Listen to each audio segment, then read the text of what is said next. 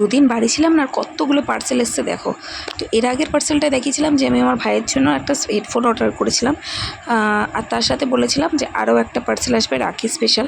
তো রাখি স্পেশাল হিসেবে ও বলেছিল ওর একটা ফেস ওয়াশের প্রয়োজন, ওর মুখে প্রচণ্ড পরিমাণে ব্রণ এক্সেট্রা দেখা যাচ্ছে। তো ব্রণ স্পেশালিস্ট একটা ফেস ওয়াশ, যেটা আমি অফলাইনে পাচ্ছিলাম না, তো সেটা আমি অনলাইনে অর্ডার দিয়ে দিয়েছি।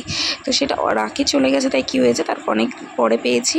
বাট পুজো উপলক্ষে কাকে কী দিচ্ছি সেটা তো আস্তে আস্তে আমি সব কিছু ক্লিয়ার করে দেবো। বাট তার আগে হেডফোন যেটা দিয়েছিলাম সেটা ওকে আমি পুজো উপলক্ষে দিয়ে দিলাম।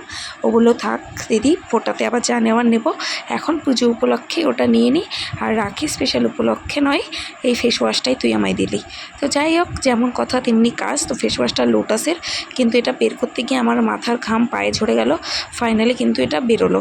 তো এই দেখো পাপায়া ফেস ওয়াশ লোটাসের, দেখা যাক এটা কেমন হলো, সেটা রিভিউ আমরা পরে দেবো। বাই।